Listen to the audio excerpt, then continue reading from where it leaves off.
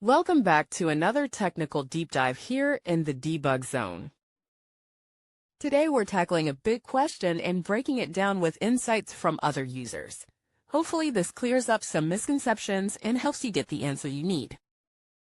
So buckle up, stay a little curious, and let's jump right in.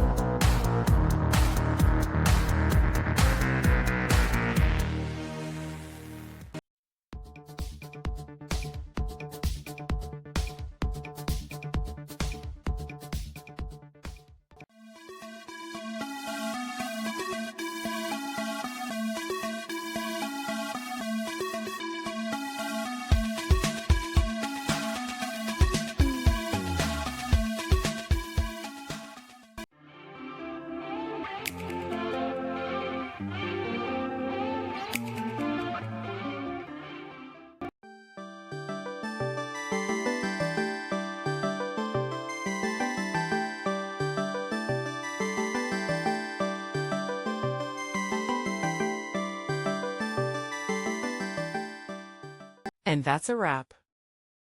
I hope you found the answer you were looking for. If you did, take a second to hit that subscribe button. It really helps out. And let me know in the comments which solution worked best for you.